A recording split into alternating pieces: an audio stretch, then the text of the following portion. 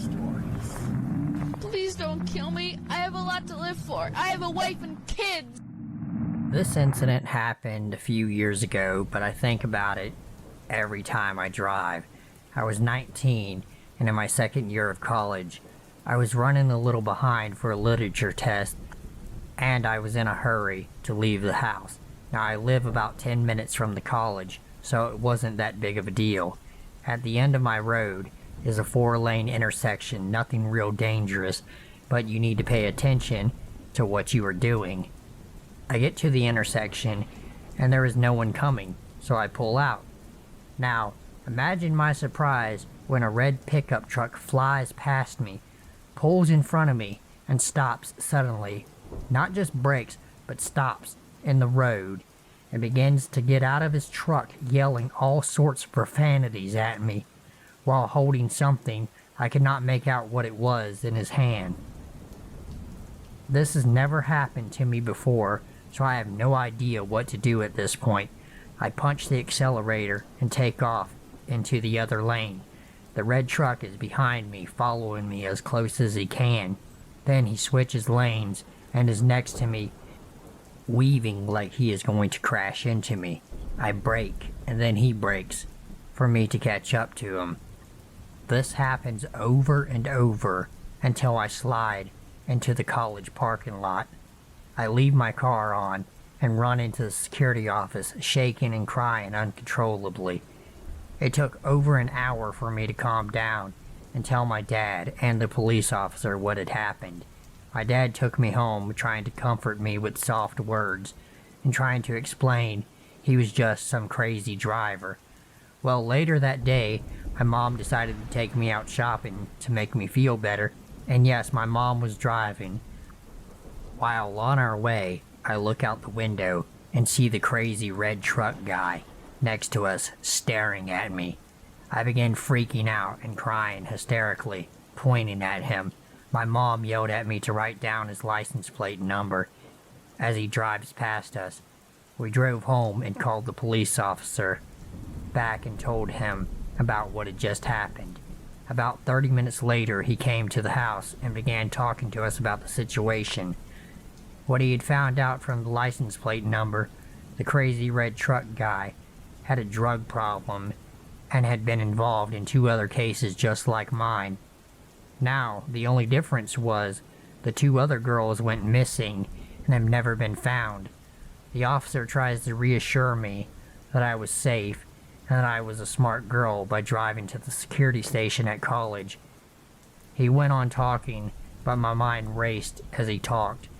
What might have happened to me, what could have happened to me, I started thinking, am I really safe? I mean, he is still out there. Is he following me?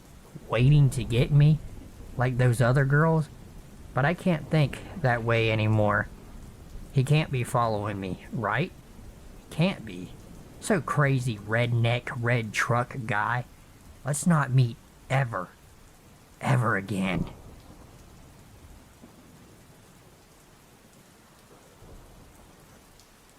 So this is one of the creepiest and angriest moments of my entire life. Last April, my girlfriend and I decided to go for a little drive around the hills and mountains of eastern Kentucky at night. I know, bad decision, but we were really bored. For reference, I'm a 6'3", 175-pound male. My girlfriend is 5 foot, even, and tiny. However, we have both been firefighters for almost 5 years now, so we are both strong and don't normally get frightened. So anyway, we decided to go for a little drive at night. We were driving around this back road through the mountains in my little white Mercury Sable because I'm a badass with a grandma car, obviously. And we come around the bend, and in the middle of the road is a school bus. Like straight up the middle of the road. Its back tires were completely flat, and the back windows were broken out. And so was one tail light. Deciding that that was too crazy to stick around for long, I drove around it. All of the windows on the left side of the bus were completely shattered, with glass all over the road, At this point, my girlfriend has a death grip on my arm, and we are both freaking out. As I get around, I look in the mirror and slammed on the gas.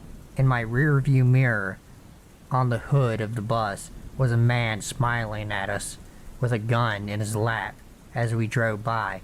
I'm too terrified to speak, so I just motion to the mirror to my girlfriend, and she screams, and we take off.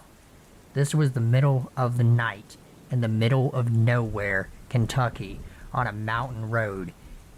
We hadn't passed the house in miles. It was eerie, but I thought it was over. Just some weirdo. I was wrong. We get back onto a main road and go to a gas station to get a drink and figure out what the fuck just happened. Obviously, I refused to let my girlfriend go anywhere by herself at the gas station because it was poorly lit and we were still freaked out. We go inside, get our drinks, and come back out. Sitting on the hood of my car was the same man that was sitting on the school bus, except without the gun. So, like I said, I'm a fairly big guy, and I really don't like when people scare my girlfriend. So I walked up to him and told him, in not so nice terms, to get off of my car. He smiled at me, and while still looking at me, smiling, said to my girlfriend, "I think you would do that earlier." My girlfriend, being from New Jersey, absolutely went off on this guy, screaming about how she's a Yankee and I'm more attractive than he would ever hope to be. This guy is still smiling at me, and he smells like dip, and he's got bits of dip in his teeth. When she finishes, he still stares at me and smiles and says, "Hey honey, come home, I got spot for you." At this point, I'm furious, and I grab the guy and throw him off of my car. That's when he moves between me and my girlfriend, which is not okay. He turns. That's when he starts muttering, "I had to get rid of that Yankee first, yes. But what took the years I had so many that would fucking work?" I'm seriously angry by this point. As he started talking about my girlfriend's body, now he'd like to put things in it. I can feel my anger rising. Then I hear my girlfriend start crying, so I shoved him out of the way and grabbed her, opened the car door for her, locked it, jumped in my side, and turned the car on. This guy again sat on the hood of my car and started smiling again, and I could see him say, "Yes, I'll use the hatchet to dispose that ugly Yankee." That's when I threw it in reverse and drove away. He fell off the front of the car onto the ground but never stopped smiling. We drove home so terrified, in silence. To this day, we have never seen him since. Don't drive through the mountains of Kentucky at night, and if you do, and see a school bus, just drive away quickly. Don't look back. And creepy redneck guy, let's not meet again.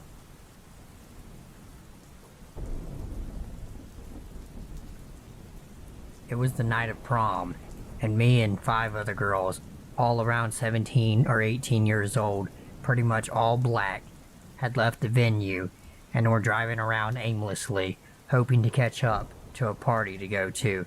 Every place we went to ended up being a bust, or getting busted by cops. So we were headed to go hang out with some friends around 2 or 3 a.m.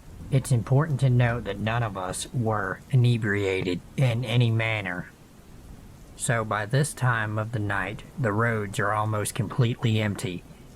We live in a rural, suburban, northern Virginia, and it's incredibly dark, as the car had broken high beams. The driver, Key, made a turn down a road, and seeing as it was incredibly dark, briefly drove in the wrong lane. No divider. It only lasts around 5 seconds or so, and absolutely nobody on the street, so she just calmly corrected herself. Right as she makes it to the correct lane, a car about 50 to 100 feet behind us turns on its headlights and lays on the horn. It seems like this sky appeared to come out of nowhere. I found it incredibly strange. He didn't have his headlights on, as it was a new moon and almost completely dark. So she waves her hand out the window and says sorry. But the guy is just not having it. He immediately sped up, riding our tail and honking almost constantly, to the point where we were around 60 and a 30 zone. He was in a huge black truck waving a Confederate flag out of the back of it, and we were in a tiny green Kia, so we were understandably terrified. He ended up actually ramming our bumper a few times, although not enough to dent the car or move it. Thankfully, we were debating what to do, whether we should call the cops or not, when Key takes a few sharp turns and ends up losing the guy to stop in a parking lot. We wait super quietly under the shady tree, ready to drive off or call the police, or both, for a few minutes. One of my friends suddenly notices a truck parked a few parking lots away, separated by a few trees. We could see him through the trees, but we were hoping that he couldn't see us. I don't have the best eyesight, but even I could see him jump out of the car. This guy was massive, wide, and tall, holding something in his arms and waving it around. Another friend with more gun experience than I points out it looks like it could have been a shotgun. We watch for a few seconds, paralyzed in fear, as he yells something along the lines of, "Y'all motherfuckers come out here right now." After we all wisened up, Key put the car in drive and sped out of the parking lot as fast as she could. We were visibly shaken and immediately went home, so that we could all safely freak the fuck out, making sure to see if he was following us the whole way. Hey, racist redneck rampager, let's not meet again.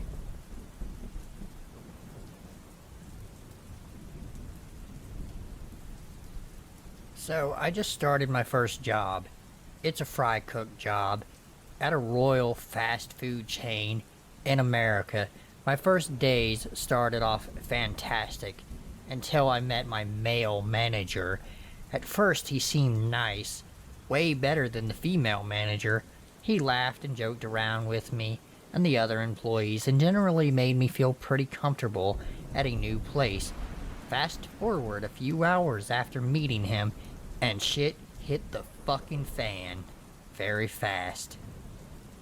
I feel like to get the whole creepy factor, I should probably first describe what this guy looks like. He's tall and greasy, fat, has glasses, pimply, grayish black buzz cut, has glasses.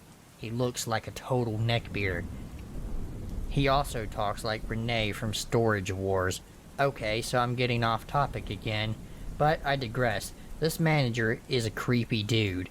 My first shift with him started off swell, like I said, but after the main manager left, it started off innocent enough. He asked if I liked mini golf. I wanted to be polite, and I told him yes. Then he proceeds to ask me to go mini golfing with him like 4 times. I'm a minor, and I told him I don't think my parents would be very comfortable with that. His response, "We can just tell them that Sarah, the female manager, is coming too." I brushed this off because maybe the guy is just lonely. No biggie, right? Wrong. The next day, another woman, Hannah, was training me. She's about 50 and very sweet.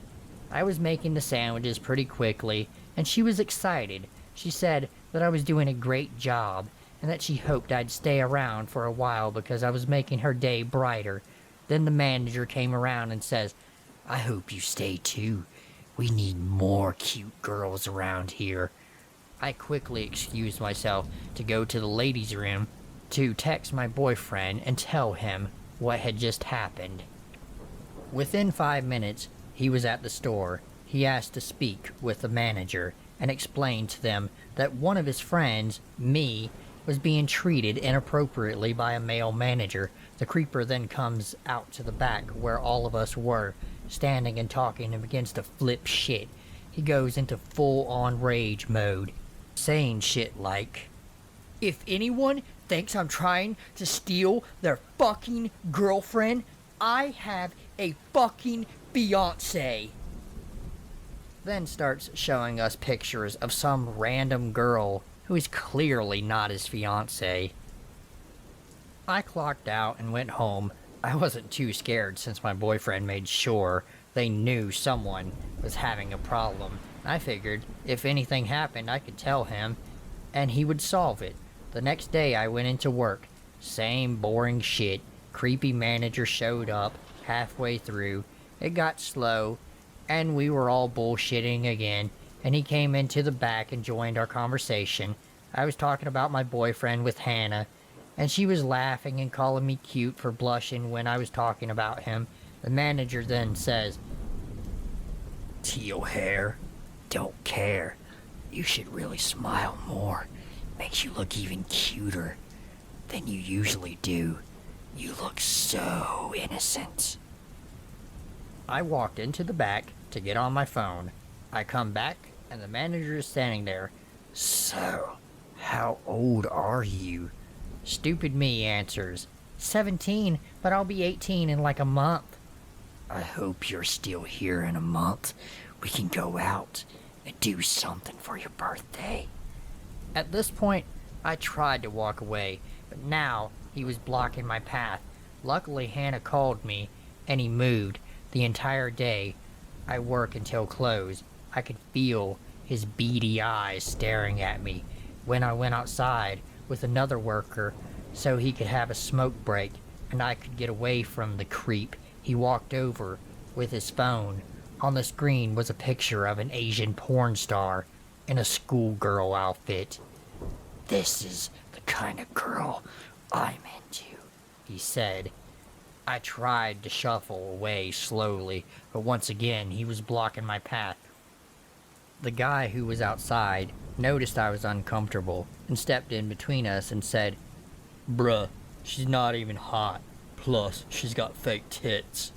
I tried to get away again, but it didn't work. The manager then said something that makes my skin crawl, even to think about.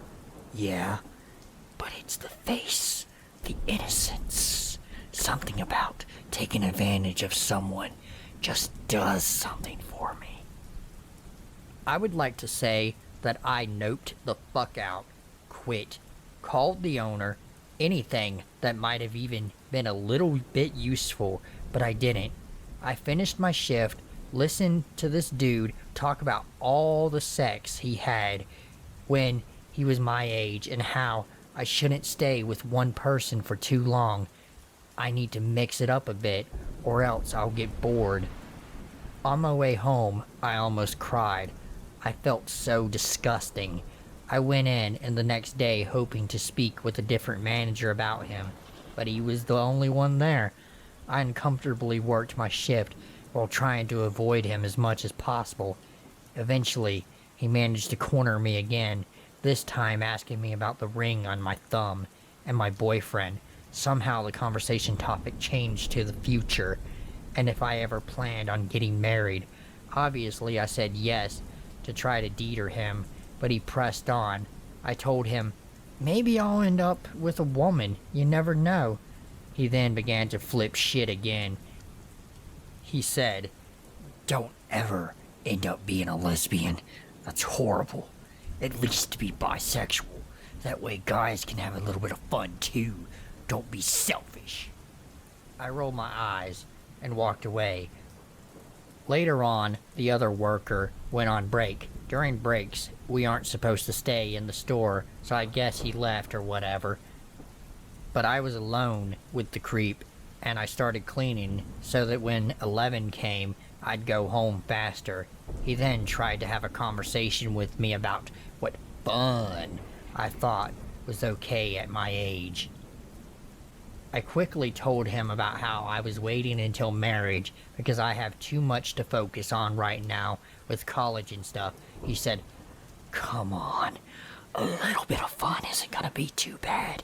You just need to feel pleasure. Then you'll understand. I was too scared to do anything. So, I just went into the ladies' room and felt really uncomfortable. That night, my mom was picking me up. It was 11:30, and I was waiting outside of the store for her, so I could just leave. I was waiting outside for like 2 minutes when the manager comes outside. Come wait inside. A pretty girl like you should not be standing out here alone. I told him that I lived down the street and my mom would be here in a minute. He said, I can always drive you home. I'll never let a woman walk home. It's against my moral. I then took out my phone and told my mom to hurry the fuck up and come ASAP. Her contact photo came up. It was a picture of us at graduation. The manager says, Is that your mom? She's really cute, but I still think you're cuter. I called my mom, and of course, she didn't fucking answer. Are you nervous? Come here, give me a hug. I'm sure she'll be here in a minute. I never ran so fast in my fucking life. I sprinted out the door, away from him, right as my mom showed up. Fast forward to last week, I was working till close alone with him. I texted my boyfriend about how uncomfortable I was, and he came to the store and waited in the parking lot for me. When suddenly, the creepy manager gets a text from the main manager cussing him off for not doing his count. He freaks out, throwing a tantrum like a child, yelling, kicking stuff, the whole 9 yards. I keep cleaning my shit, not wanting to get involved. He went into the freezer at 11. I did all the dishes and mopped up until about 11:40. He finally comes out of the freezer crying. I said, Fuck this shit, dude. I'm done right now, alright? And I clocked out. My boyfriend was still waiting outside, so I walked over to his car and kissed him and shit, when suddenly I looked up. The manager was staring at us. My boyfriend drove me to my car and urged me to quit. So creepy, neckbeard manager, please leave me the fuck alone.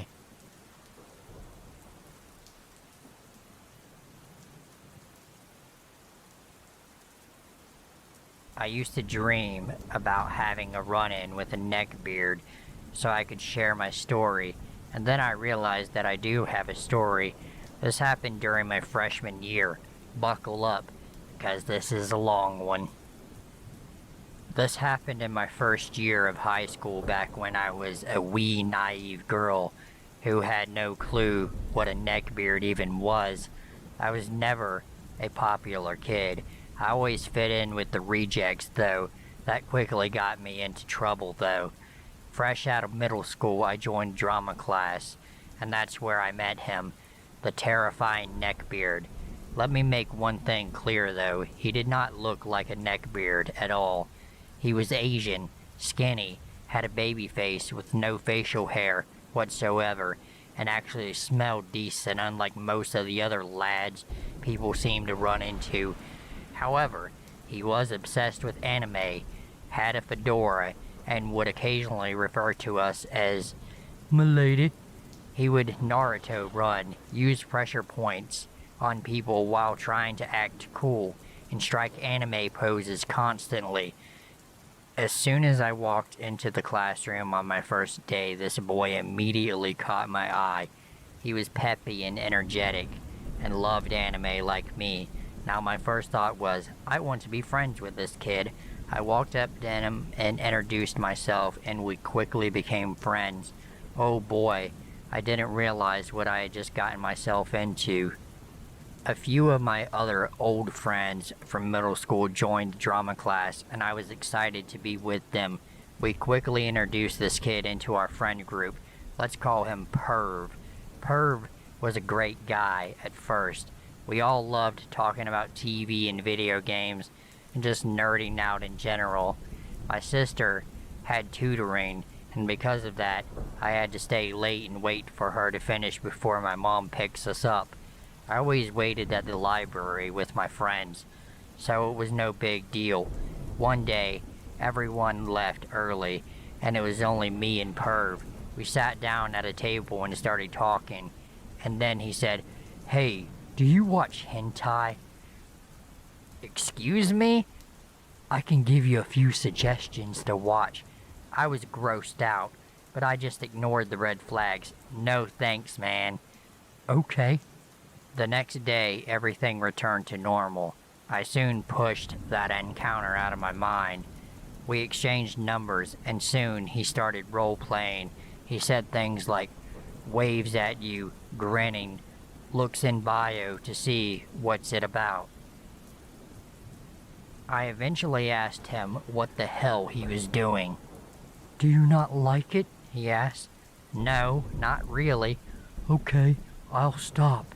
And he actually stopped. Eventually, he brought in his fedora to school. We were all joking around in the theater auditorium and goofing off in our chairs. I tip back and find that Perv is behind me, and he puts his fedora over my eyes, so my face is covered. I'm laughing and being an idiot when I suddenly hear my male friend, let's call him B, screaming at Perv. Keep in mind I couldn't see anything as the fedora was covering my eyes. Perv is acting innocent and playing it cool, and my other friend is fuming. Perv refuses to tell me what happened, saying, "Oh, it's nothing. Don't worry about it." And then the school bell rings, dismissing us from school. He runs off before I can pester him further. As we are leaving, I flag down B and ask what had happened. He tells me that while the fedora was over my eyes, Perv reached over and tried to grab my titties. Luckily, B stopped him by screaming. I was enraged, but didn't call Perv out on it. Instead, I ignored him for a while. Despite this massive red flag, I still hung out with him for some stupid reason. A couple of weeks later, he texts me a link to a song and says, "It's really good. You should listen to it." Me being the idiot, actually clicked on it to see what it was about. It's a Vocaloid song about panties. "Dude, I don't want to listen to this," I text back. "But it's really good." I didn't want to make him angry, so I pretended I listened to the video and said, "I watched it." "Was it good?" "I guess," I texted back, cringing. Eventually, my friends and I get into D&D, and Perv offers to be a DM. We are thrilled, thinking that we are finally going to be able to play this game we have been waiting to try for ages. We form a small group, just me, Perv, and another friend. I'll call him A, and set up a date. He texts me, "Hey, A can't make it to the session, but you can still come. My parents won't be home, so it'll be just us." Smiley face. I, being the innocent idiot I am, still ready to go, even though this was obviously a setup to get into my pants. I asked my mom if I can go, and because she has more common sense than me, she refuses. I'm upset, thinking that now I won't be able to play the game, and tell him that I'm not coming. He sulks and whines, trying to get me to try talking to my parents again. But I tell him that once my parents make up their mind, they can't be swayed. A couple of weeks later, I talk to my other friend while Perv isn't around. I call her D. And she tells me that while they were sitting together under a blanket, he grabbed her butt and started whispering dirty things into her ear. I'm upset now, but we again don't confront Perv about it. The next day, I see him cornering my crush, who was also a girl, Boo Boo. Boo Boo had never been flirted with before and wasn't looking for a relationship at all. And when he pins her up against the wall, I can see the fear in her eyes. I roughly shove Perv off and tell him that he can't just do that to people. With a fake but tense smile on my face and murder in my eyes, he pouts, "I was just joking, jeez," and then walks off. I turn to Boo Boo and ask if she's alright. She hugs me and thanks me for protecting her, and I say I'm just glad that I was able to help. My friends and I start a comic club with a good mix of a few boys and girls since we all wanted to make a comic together. It goes nowhere and eventually becomes a club where we all talk. One day, Perv suggests we all share our darkest secrets. We're in the corner of the room, so the teacher supervising us can't hear us. We go around each telling our secrets. Most of them were silly and harmless, and I'm the second to last one. I open up about how I was suicidal at the time. I'm in a much better mental state now, and they all confront me. I turn to Perv. We all went. Now it's your turn. I don't wanna. Mine is embarrassing anyway.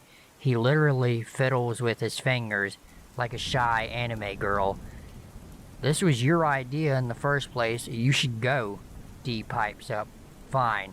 Perv sighs dramatically and then confesses his secret. I've been having sexual fantasies about all of the girls in the club. We all go silent. You could hear a pin drop. We all have disgusted looks on our faces, and we all look at each other, checking if what he had just said was real and not something that they misheard. B and a few others silently get up and storm out of the room, slamming the door behind them. The rest of us stay, shocked. No one knows what to say. This was his idea in the first place, after all. The club session ends, and we all leave. And while we are walking, I catch up to Perv. I have a plan, though. Hey, what was I doing in your dream? You were showing yourself off, he says, almost dreamily. Oh, okay. I run off, and from then on I made it a personal goal to never take off my jacket or to ever show off any more skin than I need to in front of Perv. He starts making jokes that whenever a girl in our group says, "Oh my god, I want to die," jokingly, he would turn us into his undead sex slave. But wait, it gets worse. I'm talking to Perv to a few of my other friends, and a teacher overhears us and forces me to report it to the school. I learn that he has done this before with many other girls. One of my other friends, who was on the swim team, tells me that he sent her text about how he wanted to sneak into the locker and watch her change, and that he would love to see her in a bikini. It gets to the point where I wasn't allowed to be in the same room as him, and I had boys offer to beat him up for me. I was told, along with many other girls, that I could press charges against him because we were victims of a disorderly conduct, which all that shit he did, he could have gone to jail, but no one had pressed charges. I wanted to, but my mother wouldn't let me. He gets suspended for 2 weeks. He wasn't suspended the first time, and it was peaceful. No one had to worry about him for a short period of time, and it was heaven on earth. Then, the dreaded day comes when he comes back, and he has a new hair color. His parents rewarded him with letting him dye his hair bright blue. When he comes back, I decide it's finally time to confront him face to face. My friend group flocks around me as I storm out into the hall to confront Perv. Everyone is mad at him at this point. I ask him what the hell was going through his head to make him do these things. He sulks and looks down, except he wasn't looking at the floor. No, he was looking at my tits the whole time, while I chewed him out for his behavior. I had had enough and yelled, "My boobs don't have eyes. Look at me in my damn eyes, Perv." He flinches and makes eye contact with me, looking like a dog that had just been scolded for ruining someone's slippers. Perv mutters an apology and scurries off, and he soon leaves the school for good. But not before he sends me one last text. It's a long-winded paragraph, And at the end, he asked me to apologize to all the girls for him because he couldn't show his face at the school anymore. I left him on red.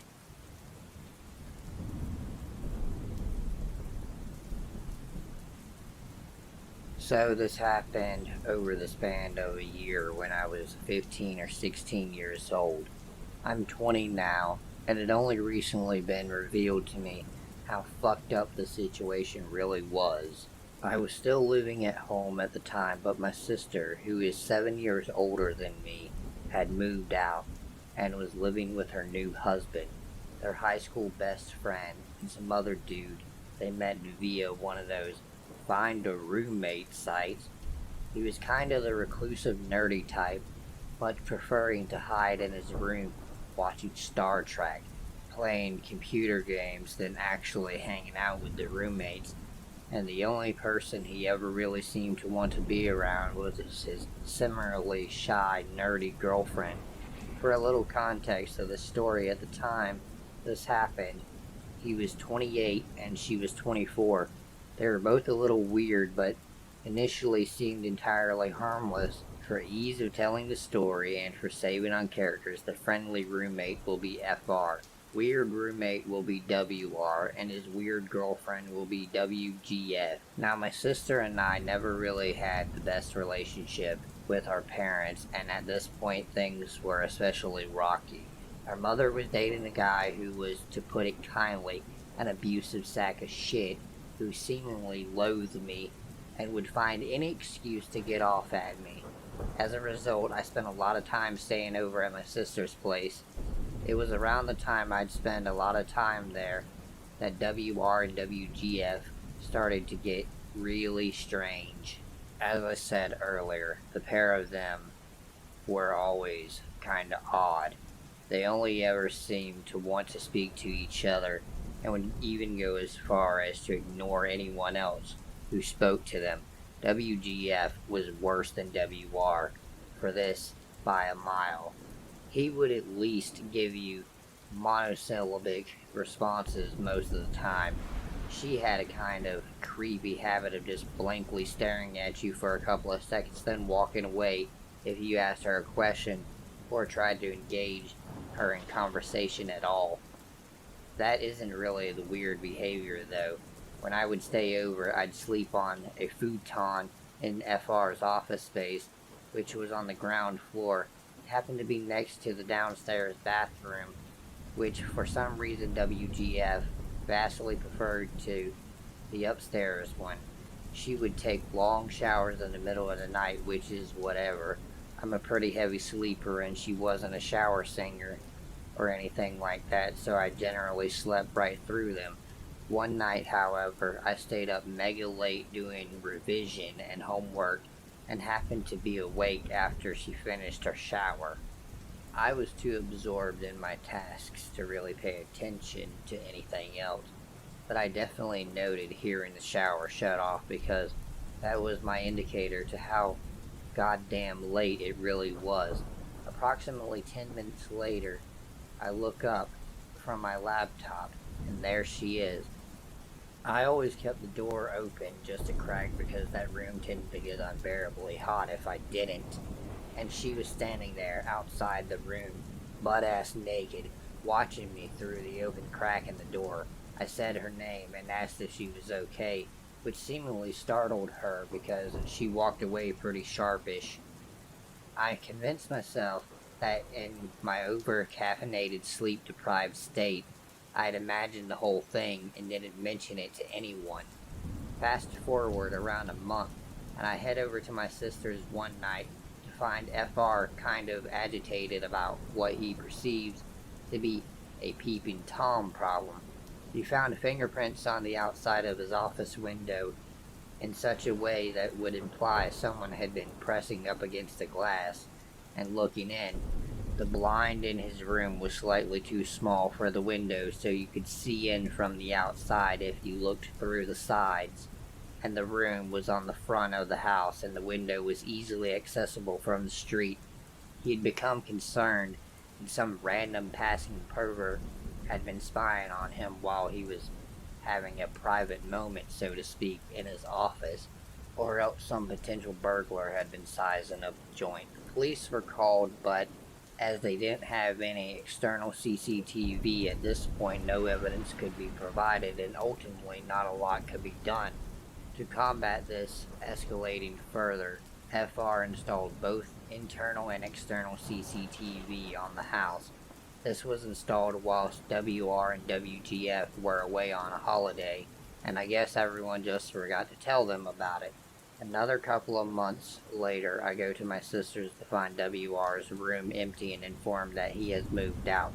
Of course, I asked why, and I was informed simply that he and WGF were a pair of fucking creeps, and that the others had collectively decided to kick them out.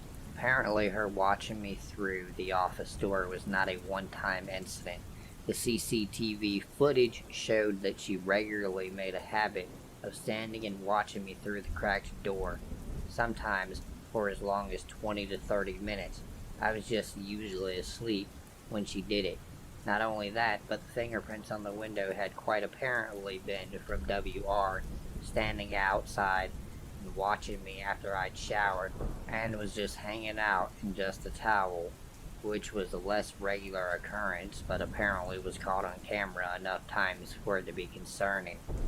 As if that wasn't weird enough in and of itself, I was recently hanging out with my sister and her husband, and he passed a comment about how he wishes they'd told me the full story at the time, so he could have chosen to press charges. I asked what he meant by that, and he revealed that not only had they both been secretly watching me, the CCTV also showed that they had messed with the food and stuff that I bought, including clips of him licking all of my apples, her spitting in my orange juice, even dumping regular cow's milk into my lactose-free stuff, which explained why I had a period of feeling really sick from nowhere. To top it all off, apparently when FR barged into their room to confront them about it, he not only found that several shirts I thought I'd misplaced elsewhere had been stolen by the two of them and literally hung on their wall.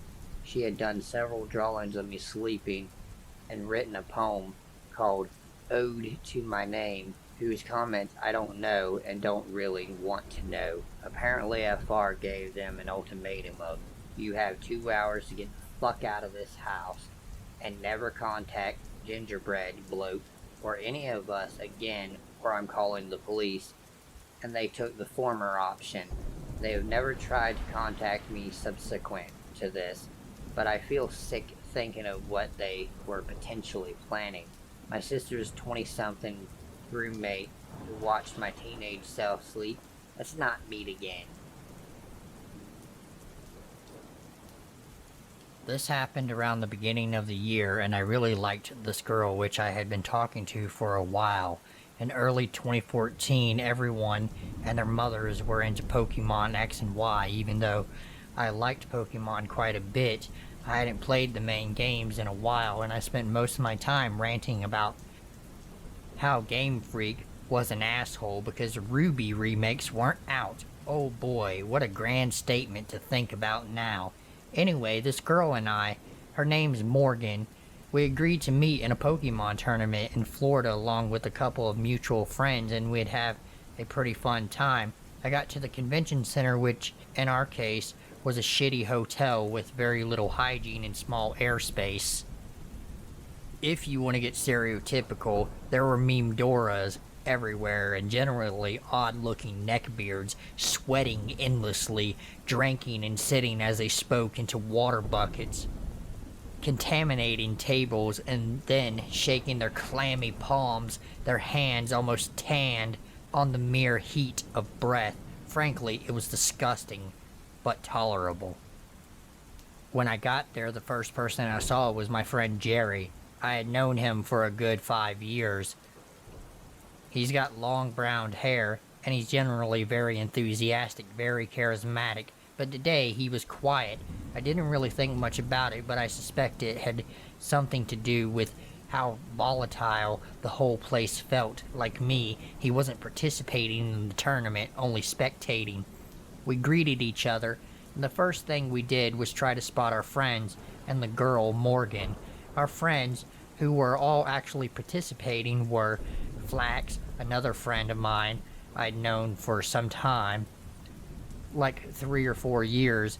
She's a blonde Pokemon breeding genius. The girl pretty much fucking knew Pokemon front and back. It was really surprising how knowledgeable she was, but she wasn't annoying or interrupting about it. I know her more because I have frequent Skype conversations with her and Jerry. Serena was virtually speaking Flax's girlfriend. She hung out with her all the time. They were soulmates. She had this dark hair, and I like to say she's a pretty objective person who tells you the other side of any story. I don't agree a lot with her opinions, but she's a lot of fun to talk to. Had been friends with her for around 4 or 5 years now or so. And then Jerry spotted Morgan, who for the record I had only talked to through the internet. She had this short pixie-like dark hair. She was also adorably small, smaller than me, although then again I'm 6'4" and she's 5'4", so it's probably a matter of perspective. In simple terms, Morgan's a pretty hot girl for my standards. I waved, and she waved back smiling. She was sitting on one of the long Pokemon tables with another guy facing her. He was a chubby dude with visible acne and stalking dark eyes, young but visibly tired, almost like a starving snake looking for meat he can't quite eat. If I remember correctly, Morgan mentioned he was around 15, but at my first sight, I thought he was a lot older, almost like an unkept, lost, abandoned dog, small and unwanted. Not at all something you want to look at, but something that's collected age and dust. After the first round of Pokemon, all three came to us along with the chubby guy who introduced himself as Morgan. For convenience, I will refer to this girl Morgan as Morgan, and the chubby Morgan as CM. We all greeted each other, and as I saw CM, I thought he was a friend of Morgan's probably for a long time, who had been playing and talking with Morgan for a while maybe. Morgan looked a little uncomfortable with the dude, but that's probably because he was pretty bizarre and socially awkward. Keep in mind, I think I'm pretty socially awkward, but this guy is actually above my level. He was quiet, and he commented always at the weirdest time, with long, concentrated stares at people, and his mouth slightly opening every now and then, always dry, and almost disconnected from what he actually said. I think Jerry and the rest of us thought he was also a friend of Morgan's, so we generally pretty much accepted.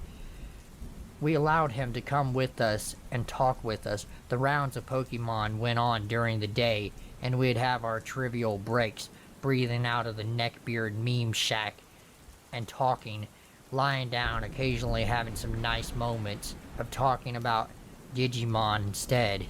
Around maybe the third round, we decided to go out for lunch. We walked to a McDonald's maybe a good 15 to 20 minutes away and ordered. CM followed us every step of the way, and Morgan and I walked together. We talked about each other, and we talked about who we were and what we liked to do. I really liked Morgan, and I knew we pretty much be good friends. We reached the McDonald's, which was a pretty shitty one, as McDonald's could go. The AC was pretty bad, and I got really sweaty, and the wait was a little longer considering others used the place as a location. All the way back, the four of us walked back to the hotel with our foods, and again CM followed us back. Again, at this point, I suspect nothing. We sit down, eat pretty damn quickly, talk a little bit about Pokemon strategy, then we clean up and wait for the next round. Except this time, right before the round starts, Morgan sets me aside, and we have a short conversation. He followed us all the way to lunch. I don't really know who she's talking about again. I thought CM was just a friend of hers. Who? CM. He followed us all the fucking way there. I thought he was your friend. No, he's just this guy I met while they were sorting us out for the tournament. Since for some reason they arrange us by our first names, I absolutely do not know him. I partly froze. I was terrified. In all honesty, a stranger had been stalking us, clinging to us for the past couple of hours. I had completely dismissed this possibility of the occurrence, but I tried to keep my cool, relatively speaking. I recall somewhere in the conversation Morgan said, I was trying to be really nice about all, since I was excited about the tournament and all the new people. That's exactly what I had to do, trying to be nice, subtle details I never noticed just to keep up expectations. I tried to mention the fact that he was a stranger to the others when I had the chance, and we began to think on how we solved the situation. A Pokemon round later, we all sat down on a long table and we start discussing the whole ordeal. The biggest issue was trying to not hurt his feelings or be really mean. It was a gamble to be forceful to something you don't know, and you don't know what they are capable of. It's difficult to think about how to even approach, and the worst part about it is not knowing if instead of leaving you alone, he'll take the offensive and do harm to you. Finally, as all of us sat on the table, CM catches up to us like before from his Pokemon round, greeting us and saying hi. There was an endless silence. We weren't even done talking about him or figuring out what to do, but here he was again, and we hadn't had an idea on how to solve it. And then the most amazing thing happens. Something that I can't forget, because it makes me realize what little balls I have, and what huge steel fucking balls this pretty girl has in comparison. Morgan goes, "Why are you following us?" In a straightforward, no bullshit tone. Her face was cold, determined, and she said CM flinched a bit, maybe a little in fear. CM's response was, "Because I can." I can't remember Morgan's response to that, but she was pretty relentless trying to get the stalker out. Finally, Morgan goes, "Can you please leave?" CM stared at Morgan as she said that, as if it was all a repugnant joke.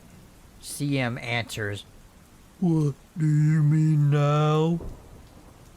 "Look, can you please just leave?" Morgan asked again.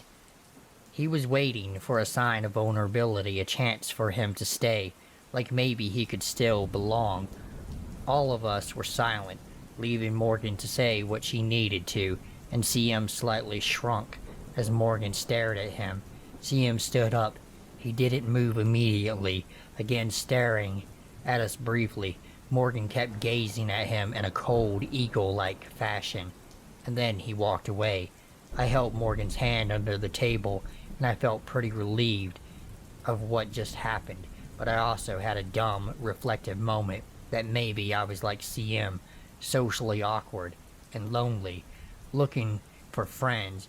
I tried to express myself, remembering that only a few years ago, I was that dude, incapable of socializing with other people without inserting myself uncomfortably into strangers. Coming to the end of the tournament, it got more uncomfortable as CM stuck himself to the corners, staring at all of us at every opportunity. At one point, Flax and CM were sat approximately 2 seats from each other, and CM leaned toward Flax, just repeating, "It's you. I can't believe it's you." We all left the tournament by the 8th or 9th round, something like that. And by the time we did, I eventually was the last person out. I was waiting outside for my ride, and I see CM come out of the hotel with what seems to be his father. His father pays little attention to me. He seemed like an okay guy, but CM just keeps his eyes locked on me as he walks off into the distance. He doesn't stop looking until he's out of my view, going into a car, and I think even driving away, he was still staring.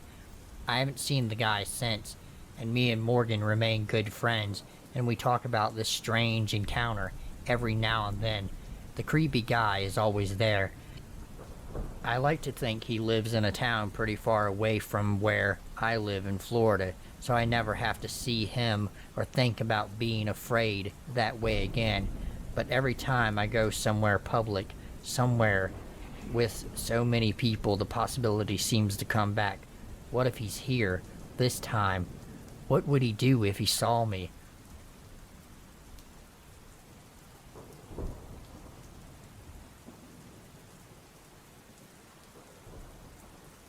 It was summer, during the last family vacation I had. I'm 22 now, and still get chills thinking about the incident. I have muscular dystrophy, and have used a wheelchair all of my life. When I was 18 and my cousin was 14, I asked her to accompany me through a flea market in the South. We had met up with family in an hour or so, and commenced the rest of our trip. Lame as the flea market was, it was an exciting environment, albeit bustling with non-locals. Soon I was loaded down with items in generic-looking bags from different memorabilia stores and candy shops throughout the market. My cousin had an armful too, and kept either falling behind me or walking too far in front to look at things that caught her eye. I wasn't really worried about her safety, as she looked to be more around my age, and she was an athlete and had taken karate, so I did my best to keep up. It was extremely hot, and the market had AC, but it was huge and stuffy, and pretty soon we were ready to leave. Family members were due back to the meeting spot soon, so we waited in an area near the back of the market. Kiosks lined the back of the wall of the place, and often had doors leading back into little rooms, which I assume was where they kept things stocked. We found a bench and sat on and ate some ice cream. Then the grimiest looking redneck sat behind us. I had my chair pulled up next to the bench, and she sat in the middle of the bench. The freak, who had been 40 or older, sat in between us. He had no sleeves and stringy brown hair, with a gross chin strap thing hanging off of his chin. He does the chill guy thing of leaning back and putting his hand near my chair and completely over my cousin's 14-year-old shoulder. He didn't say anything for like 30 seconds. I was too freaked out to talk to my cousin from across this man. Then he got up quickly and asked us if we wanted tattoos. When we reacted with strange expressions, he corrected himself. He actually meant temporary ones. I finally spotted his shop, nestled into a backlit hole in the wall with nasty designs sprawled all over the walls. There was no sign or business name on the lot anywhere, and even if I wanted a temporary tattoo, I wouldn't let him give her one or me one. We said no thank you, and began gathering our stuff as if we were ready to leave. Like I said earlier, this was near the back and almost in a corner, and not much traffic was coming through the area, and it was literally shady. Being hyper aware of safety in my surroundings, I immediately start getting nauseous and start rolling away. I figured cousin would follow, but he was still talking to her. I rolled back a bit and asked her to hand me something off of my chair, and told her to come the fuck on.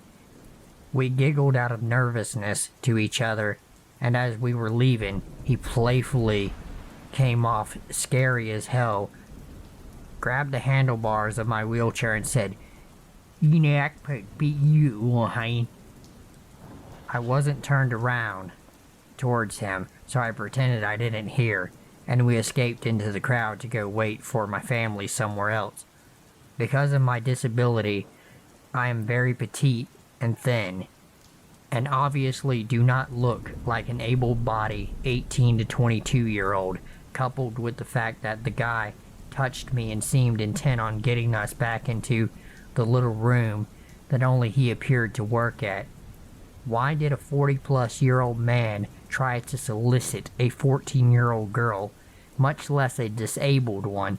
It was fucking scary, and did not help my anxiety about public places.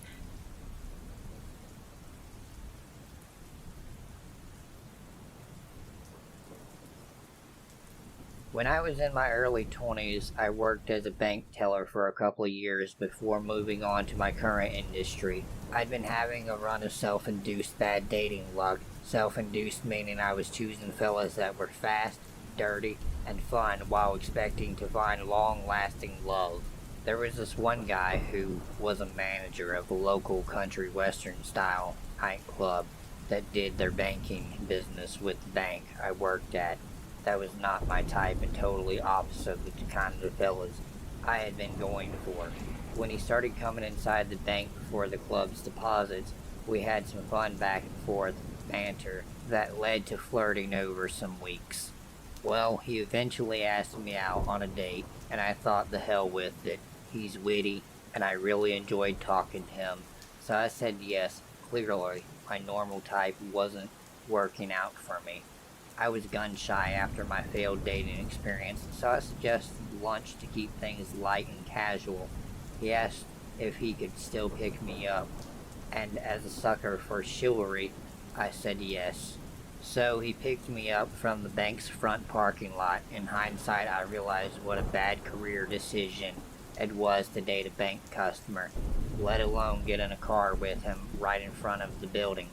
30-year-old me would kick my 20-something-year-old in the ass.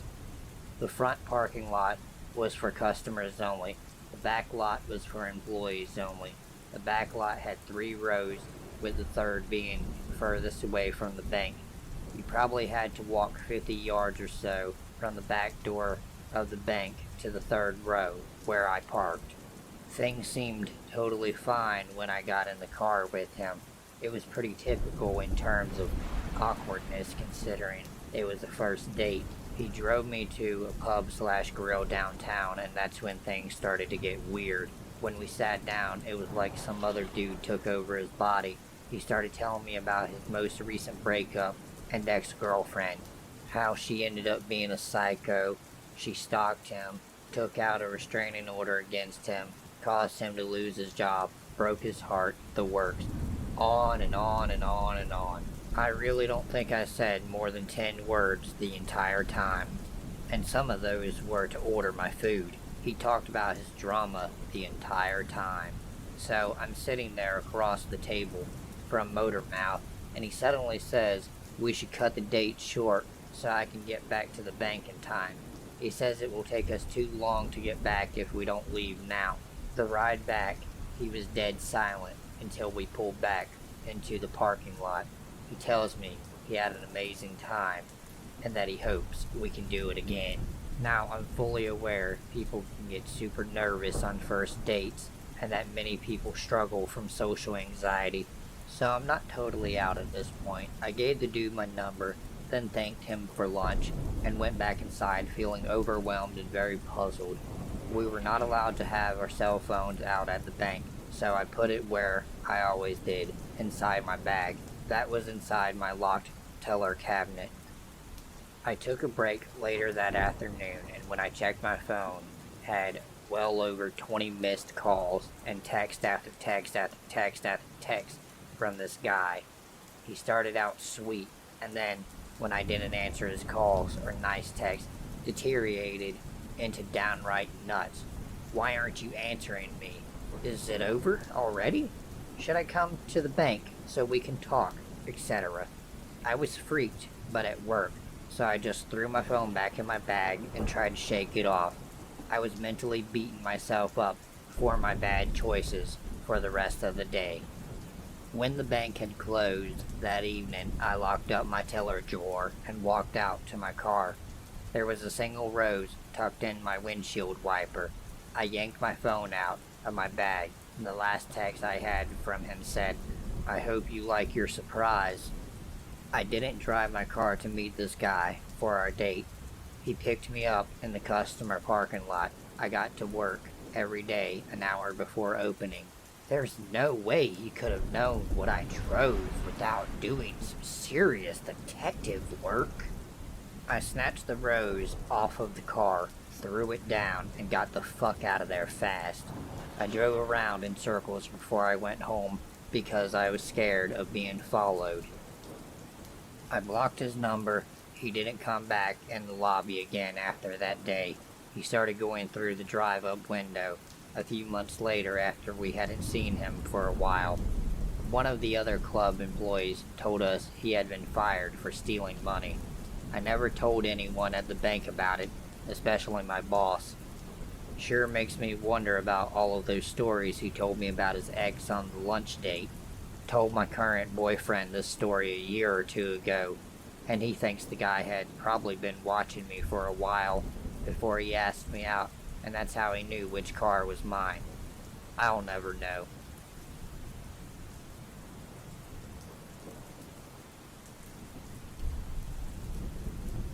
So this happened when I was 9 years old during the summer. I grew up living with my parents and younger sisters, and our house was situated on a cul-de-sac. At the end of our cul-de-sac, there were a row of hedges with an opening at either end that led out to a huge field that had a tennis court, a playground, and a long pathway. This is relevant for later. Everybody that lived on our cul-de-sac knew each other pretty well. There were also a few kids my age, so I spent most of my free time playing outside on the grass with them. It's also worth noting that it was absolutely forbidden for any of us to venture out beyond the hedges without an adult, because our parents would not be able to see us from their houses. So one late afternoon, there were 5 of us sat on the grass chatting.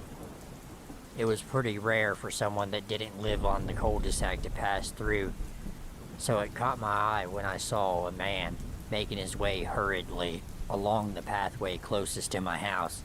He had a scowl on his face and stared directly at us the entire time he was walking past. There was just complete silence between us until we walked through the hedge opening, and I could tell by the other kids' faces they too felt uneasy about him. We then immediately asked each other if anybody knew or had seen him before. None of us had. It was quickly forgotten about, and soon enough, each of our mothers had called us in for dinner. Around 10 minutes after we had finished dinner, I was in the kitchen helping my mom with the dishes. Our kitchen had a large window that faced out onto the grass outside, so I was taken aback when the same guy walked past again, in the same hurried manner, with the same scowl, this time staring directly into our kitchen. He had walked past. I gasped and told my mom that weird man was staring at us earlier. She looked up at him walking past, but didn't see anything until he immediately walked past in the opposite direction, again staring at us as he walked past. I yelled, "Mom!" and pointed straight at him. She saw him and ushered me out of the kitchen, saying something along the lines of, "Don't be silly. He's probably looking for someone." I went upstairs to get washed and ready for bed, the entire time feeling a bit freaked out by him. From then onward, I started spotting him at least weekly standing outside our local places, such as the post office, our local convenience store, etc. Each time I saw him, he was alone and not really ever doing much, just standing and looking around. I was always in my mom's car when I saw him, so I just ducked and kept out of his vision whenever I saw him. There were no more direct encounters, so I figured he was probably new to the area, and over time my nervousness of him lessened. Fast forward to winter. I was at school and playing on the playground during our lunch break. Towards the top end of the playground was a padlocked gate that was about 8 feet tall and about 4 feet wide. It was rarely ever used, so it caught my attention when my vision raced past the gate and I caught a shadow standing there. I did a double take and it was the man. He was pressed right up against the gate, with both hands leveled, with his head gripping the bars, staring straight at me. I freaked the hell out and started screaming and hysterically crying, and made a run for it into the school building. One of the lunchtime supervisors, who also happened to live with her kids on our cul-de-sac, saw what had happened and took me straight into the nurse's office. The head teacher, along with a few other teachers, were called into the room and asked what had happened. I was too panicked to say anything outside of, "The man is out there." So the playground supervisor neighbor took over and explained to them. She said she had spotted him a few times on our cul-de-sac and had a bad feeling about him, and had told her kids not to talk to him. The teacher went to another room to look at the footage of the security camera placed on the side gate. After a while, they came back to the nurse's office and decided to call my parents and the police. The decision was made for my parents to pick me up from school early so the police can come to our house and take a statement, and because I was a hyperventilating wreck. On the car journey home, my mom told me that the teachers had said the camera footage showed him standing at the gate and then sprinting away, which they figured was because I started screaming and crying. She said it was a good thing because I scared him away, but I was bright for my age, and I knew she was saying that only to comfort me. We meet the two police officers at our house, one female officer, one male officer. They are very friendly and make me feel at ease. Whilst they are asking me all of the relevant questions, they then asked me to describe what he looked like. But being so young, I could only say that he was white, tall, with short brown hair. They pressed for more information, such as tattoos. The only thing that come to mind, that he looked like Dan Sullivan from Easterners. This was met with instant laughter from both police officers and my parents, with the female officer commenting, "Wow, he must be quite good looking." As soon as she said this, my heart sank. After a while, the police had wrapped up the statement and told us to notify them to any more occurrences with this man. I was grateful for their help, but I could not help but feel like I wasn't being taken seriously by the adults. After this, I stopped seeing the guy around town, and the kids on our cul-de-sac say they don't see him either.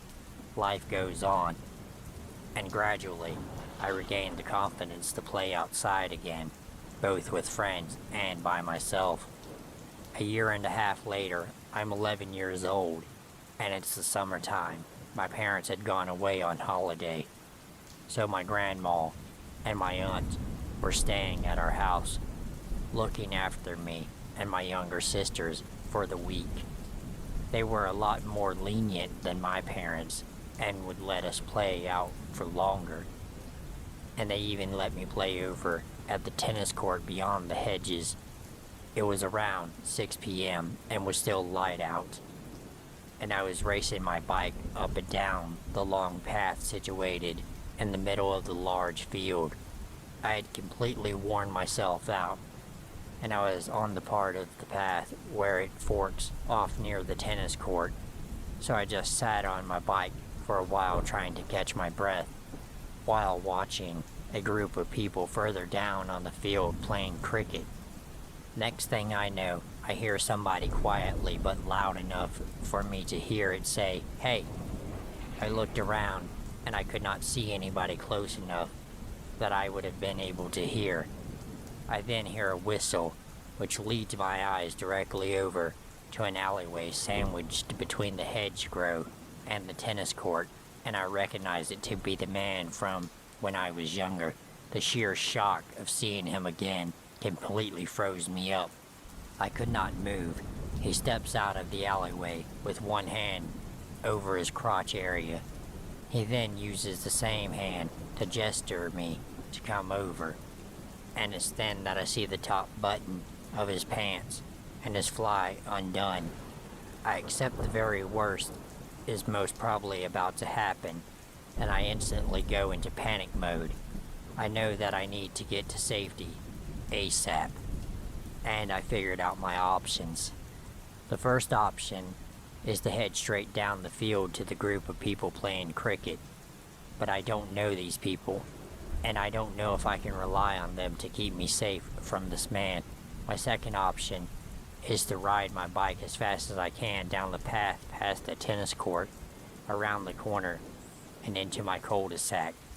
However, the man is in the alleyway, and if he ran through it, he would easily beat me to the hedge opening to block my way, or catch me if he wanted. I started pedaling like a madman and decided to head to my cul-de-sac. As I turn the corner, I see that he isn't at the end of the alleyway yet, so I bomb it through the hedge opening. I hear him running and saying, "Just come here." So I race down the pathway and make it to my house. The entire time I'm shouting for my grandma and aunt, and the kids playing out on the grass figuring something is up and ask what is wrong. I ditch my bike outside my house, go inside and lock the door, and I find my aunt in the kitchen. She's panicked and asks me what's wrong. So I explain everything as fast as I could and say we need to call the police. The next thing I know, I hear the kids outside yelling and screaming go away and calling for their parents. We look outside the kitchen window, and the man is walking past our house looking at me dead in my eyes, completely undeterred by the commotion outside and my aunt standing next to me. He walks out of our line of vision, out of the cul-de-sac and down the road. My aunt tells me to quickly come with her in her car to follow him, so she can at least see if she can follow him to where he lives. I get in the car and sit in the passenger footwell, out of sight. After about 4 minutes of driving, she brakes and asks, "Is that him?" I poke my head up. We are literally outside of one of my best friend's houses. He's standing at an old beaten up telephone booth that hasn't worked all the time I've known it to be there. He's holding the phone to his ear, but it isn't saying or doing anything. To his right are 3 girls, a little older than I am, sat on a bench chatting away. Oblivious to the man stood silently at a public telephone that doesn't work. My aunt parks her car and says she's going to sit and watch and make sure the girls are okay, and tells me to stay down. After no longer than a minute, my aunt says these girls are getting up, so I poke my head up again, and I see them go on their way. Suddenly the man literally just drops the phone and turns around on the spot to face the girls.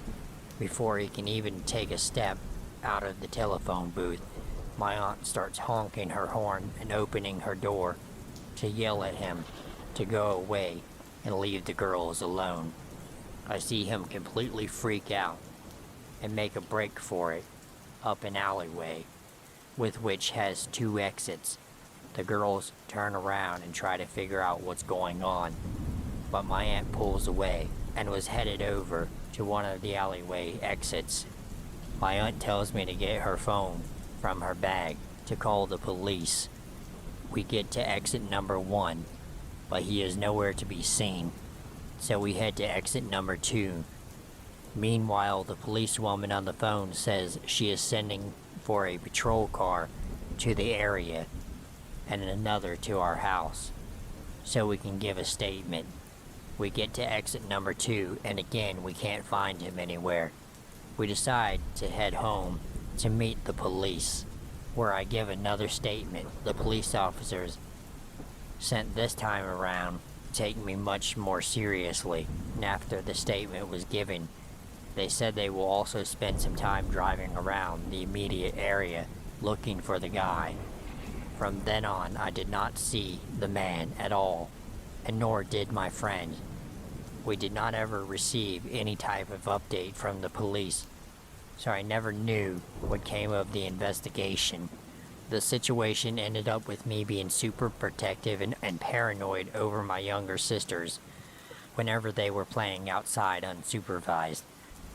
And I worried that if they were caught up in the same situation, they might not have been as lucky as I am. So scary, weird guy, let's not ever meet again.